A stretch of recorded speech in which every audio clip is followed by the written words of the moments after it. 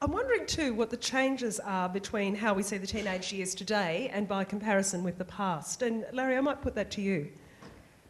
Well, I think the process of making the transition from a child to an adult is probably very much the same as Don mentioned, the various processes of physical and social and cognitive maturation.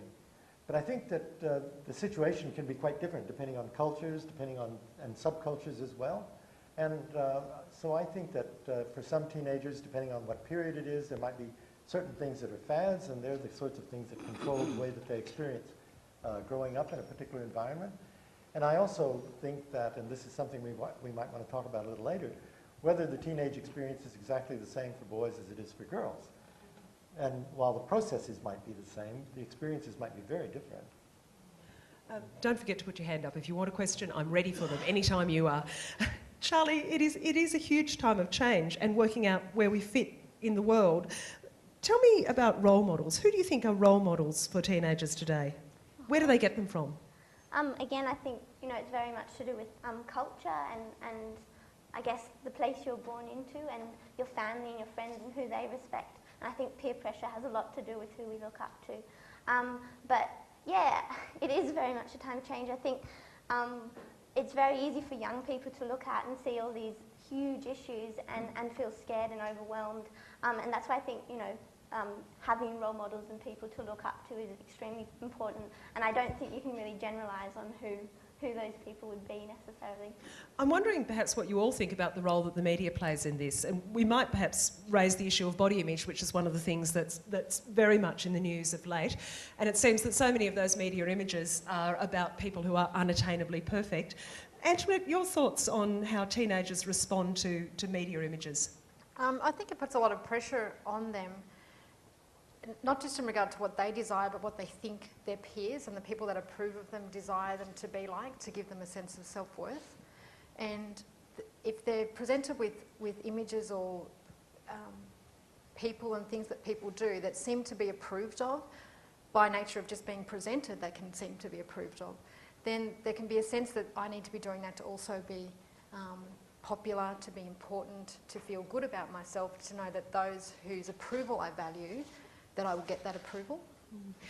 Stephanie, you're nodding. How much does the media feed into what people think is popular and socially acceptable? Yeah, I think it has a huge influence on what students perceive to be as how they should act, what they should do, what they should wear. And it seems that body image is really coming into that with popularity, for sure. How do you see that panning out? Well, I think that the popular students, more so than the rest of the year group, seems to feel like they need to fit those ideals, being thin for girls and being very muscular for boys. It's a huge pressure. And especially for girls, it seems that they feel an enormous pressure to wear the right clothes and to do their hair a certain way and do their makeup a certain way. It's a lot of pressure for them to deal with. And it strikes me as you're talking that it's tremendously difficult to carve out an identity for yourself that's separate from those pressures if you just don't physically fit that mould. Sure, I think that's definitely how a lot of people feel, and certainly that's what a lot of students shared with me when I interviewed them. Charlie, your thoughts on that? Yeah, no, definitely. I think it works the reverse of that as well. I mean, from my personal experience, I was very ill when I was a teenager with undiagnosed celiac disease, and I found it remarkable how easy it was for people to come and label me and say, you've got an eating disorder just because I was thin and a teenager and a female. So yeah, I think we also have to be careful about stereotyping and that sort of thing as well. So. But it's a real challenge, isn't it? I'm interested sort of where we're taking this, because it strikes me that probably the fat girl who's outrageous is something that's still existing. The nerd who hangs out with the other nerds. People are so willing to, people perhaps need to categorise themselves under those labels. What do you think, Jessica? I actually think that more important than what people see at a global level or in the media is actually what they see in their own home and with their own friendship groups, and that the role model that their parents will provide to them is actually much more salient. It's our parents where we really learn what to expect in close relationships and whether others will be there for us and whether we can count on them. And what you see in adolescence is that you know, wider social influence like friends at school and that kind of thing start to either confirm or challenge those learnings. So I think those things are more salient. So again, it's that process of working out who you are as a person and that it's okay to be that person. Yeah. I guess we've got a question up here. Yeah. Thank you. Just feeding in with the idea of clothes and image and things, I'm very interested in adolescence and depression.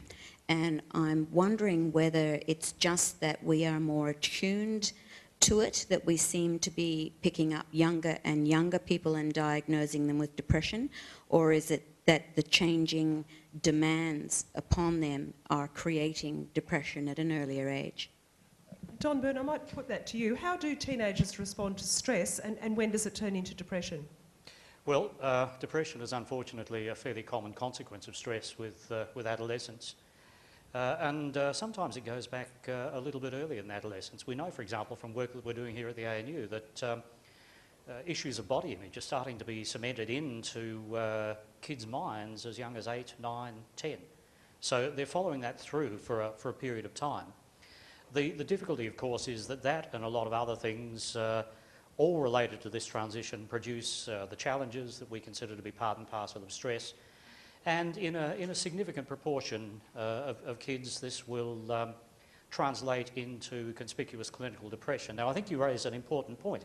You know, how much is it happening now that it didn't happen before? And how much are we recognising depression now more than we did? And I think, although it's a bit of each, I think the important point is that we probably are recognising depression in adolescence and indeed in pre-adolescence more than we would have 20 or more years ago. We would have put it down to you know, problems of adjustment. We would have said, just get on with your lives, pull yourself together, do something about it.